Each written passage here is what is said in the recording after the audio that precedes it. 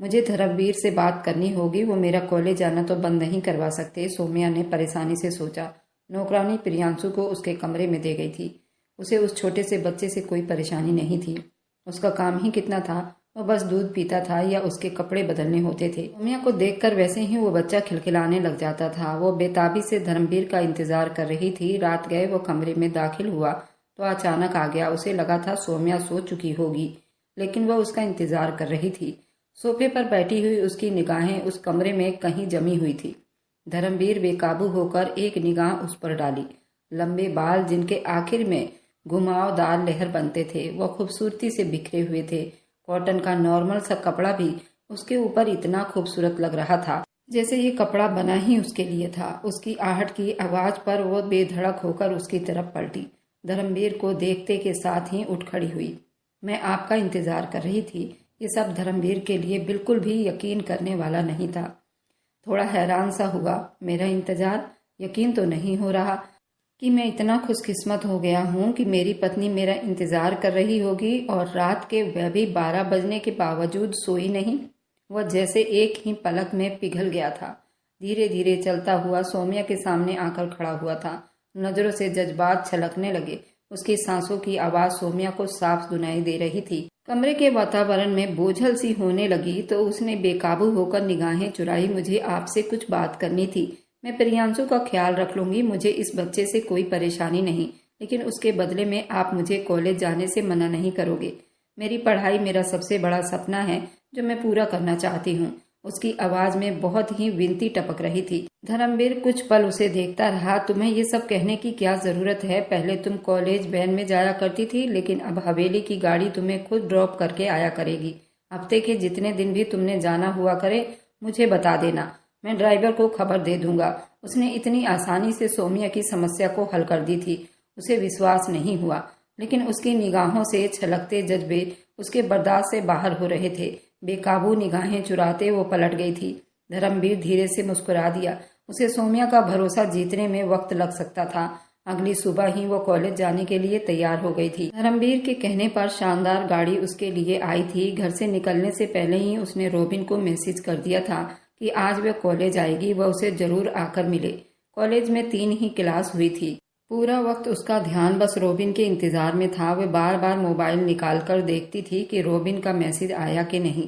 वो बेताबी से आखिरी क्लास खत्म होने से पहले ही बाहर निकल आई। रोबिन कॉलेज के बाहर उसका इंतजार कर रहा था। ड्राइवर यहाँ सामने तो नहीं था। वैसे भी सौम्या ने उसे कह दिया था कि कॉलेज खत्म होने के बाद वह उसको फोन करके बताएगी, फिर आपको गाड़ी लेकर आना होगा। क्या बात है, आज तुम भला की खूबसूरत लग रही हो। तुम्हारे स्टाइल ही अलग दिख रहे हैं। इतने महंगे कपड़े कहाँ से आए? किसने गिफ्ट किया तुम्हें? तुम तो बिल्कुल बदली बदली सी दिखाई दे रही हो। आखिर बात क्या है? रोबिन सौम्या को ऊपर से लेकर नीचे तक बस निहारे जा रहा था। उसे अपने आंखों पर विश्वास नहीं हो रहा था। कल तक नॉर्मल सी दिखने वाली लड़की आज अचानक इतनी स्टाइलिश कैसे बन गई? सौम्या तो उसे देखकर शर्म के मारे पानी पानी हो रही थी, जबकि कल ही तो वो उससे मिली थी। मगर सौम्या को यूं लग रहा था जैसे 1 साल के बाद उसने रोबिन को देखा हो। कहीं बैठकर बात करनी पड़ेगी मुझे, तुम्हें कुछ बताना है। वो बड़ी परेशान सी दिखाई दे रही थी। उसने रोबिन से कहा। कॉलेज के पास एक छोटा सा रेस्टोरेंट था। रोबिन सौम्या का हाथ पकड़कर उसे सीधा वहीं लेकर गया और पहले ही सौम्या को वार्निंग दे रहा था, देखो यहाँ खाना मत खाना यार, मेरी जेब में ज्यादा पैसे नहीं। रोबिन बैठते हुए उसे बता देना चाहता था कि उसके पास ज्यादा पैसे नहीं, वह इसका बिल नहीं दे सकता। सौम्या ने अपना सिर हिला दिया। मुझे बिल्कुल भी भूख नहीं। रोबिन गहरी निगाहों से उसको तक रहा था। सौम्या अब अपने शब्दों के जोड़ तोड़ में लगी हुई थी और फिर थोड़ी देर के बाद उसने आखिर हिम्मत करके रोबिन को सब कुछ बता दिया कि हवेली के मालिक धर्मवीर ने जबरदस्ती उससे शादी कर ली है। रोबिन को ये बात बताते हुए फूट फूट कर रोने लगी थी। मेरा भरोसा करो रोबिन, मुझे उसमें जरा भी दिलचस्पी नहीं है, लेकिन मेरे माँ बाप ने मुझसे पूछना भी अच्छा नहीं समझा। मेरी गलती सिर्फ इतनी है कि मैं उसी हवेली में रहती हूँ, लेकिन मैं अभी भी तुमसे मोहब्बत करती हूँ। मैं जल्दी ही उससे डिवोर्स ले लूंगी। बस मैं अपने और अपने माँ बाप के लिए कहीं और रहने का इंतजाम कर लूँ, और बातें बाद में देख लूंगी। वो प्यार से बोली थी, लेकिन रोबिन तो गहरी निगाहों से उसे भांप रहा था। सौम्या की बात सुनकर वह चुप जरूर हुआ था। क्या तुम नाराज हो? सौम्या ने घबराकर पूछा। रोबिन ने धीरे से ना में सिर हिला दिया। ये झुमके सोने के हैं क्या? उसने सौम्या के कान में झूलते सोने के खूबसूरत झुमकों पर हाथ लगाकर पूछा था। सौम्या ने कहा, हाँ ये सोने के हैं और मेरे पास हीरे की अंगूठी भी है। उसने मुझे ये सब दिया है। वह समझता है शायद मैं उसकी सारी चीज़ों से मैं उसको स्वीकार कर लूंगी। और वो बिना सोचे समझे ये सारी बातें रोबिन को बता रही थी। ये देखे बगैर रोबिन की आंखों में कैसी अजीब सी चमक उतर आई थी। वह एकदम अपनी कुर्सी पर से आगे होकर बैठ गया और कहने लगा, सौम्या मैं तुमसे बेहद मोहब्बत करता हूँ। तुमने इतना बड़ा कदम उठा लिया, लेकिन ये मेरी पहली मोहब्बत है। लेकिन मैं अभी तुम्हारा इंतजार करूंगा। लेकिन तुम्हें पता नहीं मेरे घर में कितनी समस्याएं चल रही हैं। मेरे मामूली ट्यूशन पढ़ाने से मेरे घर का खर्चा चलाना बड़ा मुश्किल होता जा रहा है। पढ़ाई पूरी होने में अभी 6 महीने रहते हैं। उसकी फीस भी देनी है। मेरे पापा की दुकान भी अब ज्यादा नहीं चलती। मैं बहुत परेशान हूँ। माँ ने भी मुझे बताया कि उनकी आंखों का ऑपरेशन होगा। समझ नहीं आ रहा इन सारी समस्याओं से मैं कैसे निकलूं। मेरे पास तो एक फूटी कौड़ी भी नहीं, कोई ऐसा दोस्त भी नहीं जो मुझे कर्जा दे दे। रोबिन उसे अपनी बातों में फंसा रहा था। सौम्या बिल्कुल उसकी बातों को समझ नहीं पा रही थी। उसने आज से पहले अपनी किसी भी समस्या को इतना खुलकर नहीं बताया था, लेकिन वह तो बेचैन हो उठी थी। उसका हाथ लपक कर अपने पर्स में गया था, जहां नोटों की एक गड्डियां अलमारी से उठाकर उसने वैसे ही डाल ली थी, क्योंकि धर्मवीर ने उसे समझाया था, ये पैसे रख लो, शायद इनसे तुम्हारे किसी समस्या का हल निकल आए। मोहब्बत से कहते हुए कई नोट निकालकर सौम्या ने रोबिन के सामने रख दिए। रोबिन कहने लगा, नहीं नहीं, तुम मुझे लालची समझ रही हो। मैं ऐसा बिल्कुल भी नहीं हूँ। रोबिन ने अपना हाथ पीछे भी ना हटाया और धीरे से बोलकर चुप हो गया, लेकिन जबरदस्ती सौम्या ने उसे वह नोट थमा दिए थे। रोबिन चेहरे पर ऐसा असर फैला दिया जैसे वो बहुत एहसानमंद हुआ हो, जबकि उसे सौम्या की सूरत में एक सोने की चिड़िया नजर आ गई थी। अब मैं चलती हूँ, ड्राइवर आ गया होगा। अगर उसने हमें यहाँ देख लिया तो बहुत बड़ी समस्या हो जाएगी। बैग संभालते हुए उठकर खड़ी हुई। रोबिन मोहब्बत लुटाती निगाहों से वह सौम्या की तरफ देख रहा था, जो बहुत जल्दीबाजी में थी और बाय करते चली गई थी। लेकिन जो ही रेस्टोरेंट से निकली, रोबिन ने लपक कर वह नोट उठा लिए और उन्हें गिनने लगा। लॉटरी लग गई है यार, मैं तो उस सौम्या से जान ही छुड़ाने वाला था, जो मुझसे जोंक की तरह चिपट गई थी। लेकिन उसकी सूरत में तो चेकपोट हाथ लग गया है। अब तो अपनी सारी समस्याएं खत्म हो जाएगी। नोटों को गिनते हुए उसके होंठों पर एक दिलचस्प सी मुस्कुराहट बिखर गई थी। सौम्या नहीं जानती थी कि वह कहीं कोई पढ़ाई नहीं कर रहा था। 10वीं के बाद ही उसने अपनी पढ़ाई अधूरी छोड़ दी थी। दोस्तों के साथ आवारागर्दी किया करता था। सौम्या को तो सिर्फ उसने अपनी मोहब्बत की जाल में फंसा रखा था, लेकिन अब उसके इरादे खतरनाक हो चुके थे। दिल ही दिल में नए आइडिया बनाते हुए नोटों को अपनी जेब में डालते हुए उठकर खड़ा हुआ था। अब उस सौम्या पर पहले से ज्यादा और ध्यान देनी थी।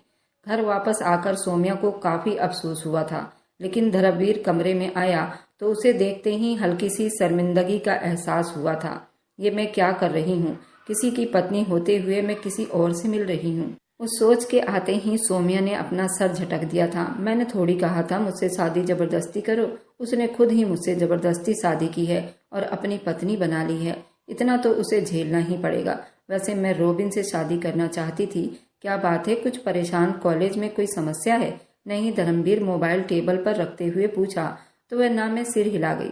चाय पियोगी? वह नॉर्मल से शब्दों में पूछ रहा था। सौम्या को गुस्सा आ रहा था कि अब हुक्म देगा कि चाय बनाकर ले आओ, जबकि वो पहले भी कामकाज करती रहती थी। लेकिन न जाने क्यों अब उसे धर्मवीर की हर बात ही बुरी लग रही थी। वह उठकर खड़ी हुई, चाय बनाकर लाती हूँ, इतना कहकर वह कमरे से निकलने लगी थी। जब धर्मवीर ने हाथ बढ़ाकर उसका हाथ थामा, मैंने चाय पीने का पूछा है, बनाने के लिए तो नहीं कहा था, उसने कहा तो सौम्या हैरानी से उसे देखने लगी। जो मुस्कुरा रहा था उसका हाथ थामे उसे कमरे में ले आया। नौकरानी अपने रोज के हिसाब से कामों में बिजी थी, वह इसलिए सीधी उसे किचन में ले आया।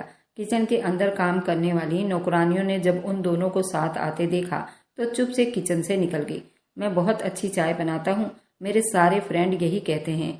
हम लोग बाहर जब भी कहीं इकट्ठे होते हैं तो चाय मैं ही बनाता हूँ। बिल्कुल फ्रैंक होकर उसे अपनी बात शेयर करते हुए चाय पत्ती डाल रहा था, जबकि सौम्या उसका ये रूप देखकर तो हैरान ही रह गई थी। दोस्ताना अंदाज में उसे बात करते हुए वह दिन भर की रूटीन शेयर कर रहा था। प्रियांशु के बारे में पूछ रहा था। सौम्या की झिझक भी धीरे धीरे दूर होने लगी थी। प्रियांशु के बारे में बात हुई तो सौम्या मुस्कुराकर उसे बताने लगी। प्रियांशु बहुत प्यारा बच्चा है, लेकिन थोड़ा सा कमजोर है। मुझे लगता है उसको डॉक्टर को एक बार चेक करवा लेना चाहिए। क्या पता उसके अंदर ब्लड कम हो, वरना 6 महीने का बच्चा अच्छा खासा दिखाई देता है। उसने तो आम से शब्दों में कहा था। लेकिन धर्मवीर हैरानी में घिरकर उसे देखने लगा। उसने बिल्कुल किसी माँ जैसी फिक्र दिखाई थी। ये अंदाज धर्मवीर को बहुत अच्छा लगा। ये लो चाय का कप उसके हाथ में देकर वह वहीं सेल्फ से टेक लगाकर खड़ा हो गया। सौम्या जाना चाहती थी, लेकिन न जाने क्यों वो ना जा सकी। वहीं किचन में ही खड़ी उसके छोटे छोटे सवालों का जवाब देती रही। किसी चीज की जरूरत हो तो मुझसे बिना झिझक बता देना। अगर तुम मुझे अपना पति स्वीकार नहीं कर रही हो तो एक दोस्त ही मान लो। चाय का कप सेल्फ पर रखते हुए वो मोहब्बत भरी शब्दों में कह रहा था। सौम्या बिल्कुल चुप खड़ी रह गई। अचानक उसके हाथ में मोबाइल की स्क्रीन पर मैसेज जगमगाया। कल कॉलेज जरूर आना है, मुझे तुमसे काम है, रॉबिन का मैसेज था। एक गहरी सांस लेते हुए सौम्या वापस अपने कमरे में आ गई। न जाने रॉबिन को क्या परेशानी थी। इस बात ने खुद सौम्या को भी परेशान कर दिया था। प्रियांशु को गोद में उठाए हुए बार बार उसके बारे में सोचती रही। अगली सुबह उसकी क्लास नहीं थी, लेकिन उसके बावजूद वह तैयार होकर कॉलेज चली आई। रॉबिन ने कॉलेज के बाद उसे मिलने का वादा किया था, उसी रेस्टोरेंट में। वह अपनी टेबल पर मौजूद था जब क्लास ऑफ करके सौम्या सीधा उसके पास चली आई। क्या बात है, तुम कुछ परेशान लग रहे हो, सौम्या ने मोहब्बत से पूछा, जबकि वो गहरी निगाहों से उसको ऊपर से लेकर नीचे तक देख रहा था। सफेद रंग के कपड़े, मगर कीमत खुद ही बता रहे थे। सौम्या की हैसियत बदल चुकी थी। मुझे तुम्हें ये सब कुछ कहना अच्छा तो नहीं लग रहा, लेकिन मैं क्या करूं, मैं बहुत परेशान हूं। असल में तुम्हें पता है कि मैं किराए के मकान में रहता था। मकान मालिक ने पिछले कई महीनों का किराया ना देने के कारण हमें वहां से निकालने की धमकी दी है। मुझे तो ये समझ नहीं आता कि मैं अभी तक अपना घर ही नहीं बना पाया हूँ। तुम्हें कहाँ लेकर जाऊंगा? अब तो तुम्हारे रहन सहन भी बदल गए हैं, पता नहीं तुम्हें कहाँ रखूंगा। हाथों को मसलते हुए वो बड़ी एक्टिंग से सौम्या को अपनी बातों की तरफ ध्यान दिलवा रहा था, जबकि सौम्या उसे परेशान देखकर खुद भी परेशान हो गई थी। अचानक कैसे मकान मालिक ने तुम लोगों को निकालने का कह दिया? तुम लोग कई साल से वहां पर रह रहे हो और पहले तो तुमने कभी नहीं बताया कि तुम्हें इतनी ज्यादा समस्या है, सौम्या ने कहा। तो रॉबिन ने फीकी सी हंसी हंसकर बोलने लगा, मुझे कभी एहसास ही नहीं हुआ। अब जब तुम्हारा इतनी हैवी पर्सनैलिटी देखता हूँ तो मेरे अंदर एहसास होता है कि मेरे पास तो तुम्हें देने के लिए कुछ है ही नहीं। सबसे बड़ी फिक्र तो मेरे सर पर अब घर की है। न जाने अब मैं अपने बूढ़े माँ बाप को लेकर कहाँ जाऊँ। वह बराबर अपने हाथों को मसलते हुए कह रहा था। सौम्या परेशान हुई, लेकिन कोई रास्ता तो होगा, कोई ना कोई तरीका तो निकल ही जाएगा। कितने पैसे चाहिए तुम्हारे मकान मालिक को? रॉबिन के होठों पर मुस्कुराहट बिखर गई। यही तो वह सुनना चाहता था। कुर्सी पर आगे होकर उठकर बैठ गया। मकान मालिक अपना घर किसी को बेचना चाहता है। अगर मेरे पास इतने पैसे हो तो मैं उसके घर को ही खरीद लेता। इतना बड़ा घर तो नहीं है जिसमें तुम्हें मैं खुश रखूं। अगर उसको खरीद लिया तो मुझे किराए की समस्या से छुटकारा मिल जाएगी। तुम इतने बड़े बंगले में रहती हो, मेरे साथ उस घर में तो तुम्हारा गुजारा नहीं हो पाएगा, रॉबिन ने मोहब्बत भरे शब्दों में कहा। तो सौम्या के गालों पर लाली सी पड़ गई। मैं तुम्हारे साथ कहीं भी बिता लूंगी, फिलहाल सिर्फ अपनी परेशानी का हल सोचो। अगर तुम्हें पैसों की जरूरत है तो फिक्र मत करो, मुझे सिर्फ अपनी देने वाली रकम बताओ, मैं अरेंज कर दूंगी, उसने कहा। तो रॉबिन भरपूर अंदाज में मुस्कुरा दिया था। यही तो वो चाहता था। सौम्या, अभी तो मुझे कम से कम 50 लाख रुपए चाहिए। उसने जांचती हुई निगाहों से सौम्या को देखा था, जिसके चेहरे पर परेशानी सी फैल गई थी। इतनी बड़ी रकम कैसे दे पाऊंगी? मेरे पास इतनी बड़ी रकम नहीं है।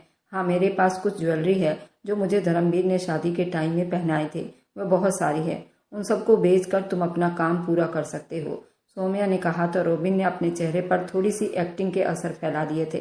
थैंक यू सौम्या, तुम कितनी अच्छी हो। तुम फिक्र मत करो, मैं जल्दी ही तुम्हें उस बंगले से और उस धर्मवीर के चुंगल से आजाद करवा लूंगा। नौकरी लगते ही मैं तुम्हारे माँ बाप से तुम्हारा हाथ भी मांग लूंगा और फिर तुम भी सबको ये कह देना तुम उसके साथ नहीं रहना चाहती। इस तरह हम दोनों एक हो जाएंगे, रॉबिन ने कहा। तो सौम्या मुस्कुरा दी। हाँ, बस यही तो एक उम्मीद थी उसके अंदर, लेकिन न जाने क्यों उसे किसी बात की डर सता रही थी। उसने रॉबिन को पैसे के लिए मना क्यों किया था, जबकि उसे अच्छे से पता था धर्मवीर की अलमारी में कई लाख रुपए यूं ही रखे हुए थे। अगर वह उसे एक बार भी कहती तो बिना सवाल किए वह उसे सारे पैसे दे सकता था। रॉबिन से जल्दी ही बातचीत खत्म करके वह उठ खड़ी हुई। वापस हवेली में आकर भी परेशान ही थी। फिर रात गए उसने फैसला कर ही लिया था कि वह सारे जेवर जो धर्मवीर ने उसकी शादी के दिन पहनाए थे सोने के कई जेवर वो सब एक जगह इकट्ठी करके उसने रख ली थी। वह रॉबिन को परेशानी में नहीं देख सकती थी। उसने फैसला कर लिया था कि कल सुबह ही ये सब कुछ ले जाकर वह उसके हवाले कर देगी। कॉलेज बैग में सारी चीजें रखकर पलटी ही थी कि दरवाजा खोलकर वह अंदर दाखिल हुआ। सौम्या का दिल उछलकर हलक में आ गया। शर्मिंदगी का एहसास उसके अंदर पैदा हुआ। ये सब कुछ मैं क्यों कर रही हूँ? ऐसा लग रहा है जैसे मैं चोरी कर रही हूँ। ये सब चीजें तो धर्मवीर की है। अगर मैं उसे अपना पति स्वीकार नहीं करती तो उसकी चीजों पर भी मेरा कोई हक नहीं। ये सोच उसको अंदर ही अंदर खा रही थी, जबकि धर्मवीर अपने अंदर उभरते प्यार को लेकर आस्तीन मोड़ता सीधा उस तक चला आया था। क्या बात है सौम्या, तुम सोई नहीं क्या? तुम्हें प्रियांशु ने अभी तक जगा के रखा है? उसने एक निगाह बेड पर चुप सोए प्रियांशु की तरफ डाली। सौम्या कुछ न बोली और बस बुत बनी धर्मवीर को ही देखे जा रही थी। वह चौंक सा गया, फिर उसके होठों पर एक मुस्कुराहट दौड़ गई। इतने गौर से देख रही हो, क्या मैं बहुत अच्छा लग रहा हूँ? वह धीरे से चलता हुआ उसके पास आकर खड़ा हो गया। धर्मवीर के निगाहों में उसके लिए जज्बात उभरने लगे थे। जब भी उसके सामने आता बरसों पुरानी मोहब्बत उसके अंदर जन्म लेने लग जाती थी। वह चाहकर भी सौम्या को नजरअंदाज नहीं कर सकता था। उसने हाथ बढ़ाकर धीरे से सौम्या का हाथ पकड़ा। उसके हाथों की गर्मी ने सौम्या को चौंका दिया। बुखार है क्या आपको? उसने पूछा तो धर्मवीर ने धीरे से हंस दिया। कसम से आज लगा है कि तुम मेरी पत्नी हो। सुबह से बहुत बुखार में पड़ा हुआ हूँ, पर किसी ने नहीं पूछा था। सिर्फ तुम इकलौती हो जिसने मेरा एहसास किया। चलो धन्यवाद। अगर तुम इस तरह मोहब्बत से पूछती रहो तो मेरा दिल चाहता है कि मुझे और जोर से बुखार आ जाए। शरारत से कहता हुआ उसके तरफ झांका था। सौम्या हड़बड़ाकर पीछे हट गई थी। उसके इस तरह रिएक्ट करने पर धर्मवीर भी थोड़ा सावधान हो गया, अपने आप को संभाल लिया। धर्मवीर के निगाहों में फिर उसके लिए जज्बे उछलने लगे थे। प्रियांशु के रोने की आवाज आ रही थी। वह मुड़कर बेड तक चली आई। धर्मवीर कुछ पल तक उसे देखता रहा, जो अब मोहब्बत से प्रियांशु को गोद में लिए बैठी थी। उसका दूध तैयार कर रही थी। न जाने कब हमारी दूरियां खत्म होंगे। गहरी सांस लेता हुआ बाथरूम में जा घुसा था। वापस निकला तो सौम्या प्रियांशु को सुलाने की तैयारी कर रही थी। बेड के साइड पर टेक लगाकर काफी देर उसके फ्री होने का इंतजार करता रहा। उसी बीच उसकी आंख लग गई। सुबह वो कमरे में ही सो रहा था जब सौम्या उठ गई। उसके कॉलेज जाने का टाइम हो रहा था। रोज तो उसके जाने से पहले ही वो कमरे से जा चुका होता था। आज शायद खराब तबीयत की वजह से अभी तक घर में ही था। सौम्या के यूं धर्मवीर को छोड़कर जाते हुए अजीब लगा, लेकिन रॉबिन बार बार मैसेज कर रहा था। उसे आज पैसे हर हाल में चाहिए थी। ना चाहते हुए भी वो बैग लेकर सीढ़ियां उतरकर नीचे चली आई। जाते हुए उसका सामना उसकी सासू माँ से हुआ था। सौम्या ने उनका पैर छुआ। सासू माँ ने ढेरों आशीर्वाद दिए। तुम्हें देखकर मुझे अफसोस होता है, काश मैं अपने धर्मवीर की बात पहले मान लेती, जबरदस्ती उसकी कहीं और शादी ना करवाती। वह अपनी बरसों से दबी मोहब्बत को पा लेने पर आजकल कितना खुश है। उसे इतना खुश देखने की तो हमेशा मेरी इच्छा रहती थी। मुझे तो लगा वह सिर्फ जुबान से ही बातें बनाता था। उसे सौम्या से बहुत मोहब्बत है, लेकिन वह तो सच में तुम पर अपनी जान निछावर करता है। भगवान तुम दोनों की जोड़ी हमेशा सलामत रखे। माँ शायद उनके कमरे की तरफ जा रही थी। उसे तैयार होकर नीचे उतरते देखकर बेकाबू होकर मोहब्बत से कहने लगी, जबकि सौम्या तो गूंगी सी हो गई थी। धर्मवीर उसे सालों से मोहब्बत करता था। ये सब तो उसके लिए जानलेवा था। वो मुट्ठी बंद किए बुत बनी खड़ी थी। जब अचानक माँ ने उससे पूछा, तुम कॉलेज जा रही हो क्या? सौम्या को शर्मिंदगी सी होने लगी। जी, आज कॉलेज में जरूरी टेस्ट है, इसलिए जा रही हूँ, उसने कहा तो माँ सर हिलाने लगी। वह अंदर कमरे में चली गई थी, जबकि सौम्या तेजी से बाहर निकल आई। पता नहीं क्यों आज दिमाग दो हिस्सों में बटा हुआ था। माँ की बातों ने उसके दिमाग में एक तूफान सा उठा दिया था, लेकिन सर झटकते हुए वह गाड़ी से बाहर झांकने लगी। कॉलेज के बाद वह उसी रेस्टोरेंट में बैठी रॉबिन का इंतजार कर रही थी। जब वह सामने से चला आया, आज तो तुम गजब ही लग रही हो, ये रंग तो तुम पर बहुत अच्छा लगता है, उसने कुर्सी खींचकर उसके तरफ बैठते हुए कहा, जबकि सौम्या आज थोड़ा घबराकर दूर हुई। देखो रॉबिन, मैं बड़ी मुश्किल से ये सारी चीजें लेकर आई हूँ, लेकिन मुझे रोज रोज ये सब करना अच्छा नहीं लगता। ये सब धर्मवीर की अमानत है। तुम जल्द अपने माँ बाप को सेटल करो ताकि मैं धर्मवीर से डिवोर्स लेकर तुमसे शादी कर लूँ, साफ शब्दों में कह रही थी, जबकि बैग में से उसकी ज्वेलरी और पैसे निकाल कर देखते हुए रॉबिन की आंखें हैरानी से फैली जा रही थी। हाँ हाँ जरूर हो जाएगा, वैसे इतनी भी जल्दी क्या है? नौकरी कौन सा पेड़ पर लगा हुआ है जहाँ से तोड़कर मैं अपने कब्जे में कर लूंगा? वक्त लगता है इस सब में। जब तुम मुझसे प्यार करती हो तो फिर डरना क्या? और किस बात की जल्दीबाजी है। सोम्या की लाई हुई सारे जेवर वो बड़ी आराम से अपने कब्जे में करते हुए उसके तरफ झुका था। सोम्या बिल्कुल डर कर पीछे हुई थी। मुझे जाना चाहिए। धर्मवीर की तबीयत खराब थी, वह इंतजार कर रहे होंगे। वह घबराकर उठने लगी, लेकिन रॉबिन ने लपककर उसका हाथ थाम लिया, उसे वापस बैठा लिया था। बड़ी फिक्र हो रही है उस धर्मवीर की। कल तक तो उसका नाम भी सुनना अच्छा नहीं लग रहा था। क्या कहीं तुमने कोई मोहब्बत भरा वक्त तो नहीं बिता लिया उसने तुम्हारे साथ, जो तुम्हारी आंखों में आज उसके लिए तड़प नजर आ रही है?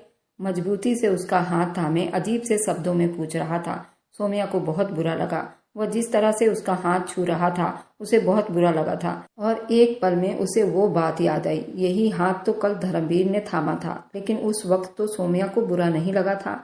शायद उसके अंदर यही बात थी कि धर्मवीर उसका पति था और रॉबिन का फिलहाल उसके ऊपर कोई अधिकार नहीं था। उसने अपना हाथ छुड़वाना चाहा, मगर रॉबिन ने दूसरा हाथ आगे बढ़ाकर उसके दोनों हाथ थाम कर उसे एक झटके से अपने पास कर लिया था। सुबह का वक्त होने की वजह से रेस्टोरेंट थोड़ा खाली था। सोम्या ने घबराकर उसके हाथ से अपना हाथ छुड़वाया। अब तुमसे दूरी बर्दाश्त नहीं होती मुझसे। चलो ना, यहीं कहीं किसी होटल में चलते हैं। कुछ देर तुम्हारे साथ वक्त बिताकर फिर चला जाऊंगा, और तुम भी अपने मुसीबत से लड़ने हवेली चली जाना। उस धर्मवीर को कहाँ पता चलेगा। वे आज इस तरह कुछ अजीब बहकी बहकी अंदाज में बातें करते हुए उसकी तरफ झुका जा रहा था। बाकी सोम्या बुरी तरह से घबरा रही थी। क्या कह रहे हो रॉबिन? हाथ छोड़ो मेरा। तुम्हें शर्म आनी चाहिए इस तरह की हरकत करते हुए। उसने गुस्से से अपना हाथ छुड़वाना चाहा, और उसी टाइम रॉबिन के कंधे पर किसी मजबूत हाथ का दबाव पड़ा था। मेरी पत्नी को हाथ लगाने से पहले तुम्हें 100 बार सोचना चाहिए था। पथरीली आवाज पर जहां रॉबिन का खून गर्म हुआ था, वहीं बेकाबू होकर सोम्या ने भी उसे पलटकर देखा। बुखार की हद से गुजरकर लाल पड़ते चेहरे के साथ वह उनके पीछे खड़ा था, और फिर जिन निगाहों से रॉबिन को देख रहा था उसके पैरों के नीचे से जमीन निकल गई थी। उसने एक निगाह में ही उसे पहचान लिया था। उसके थप्पड़ से उसको अंदाजा हो गया था कि यही धर्मवीर है, सोम्या का पति।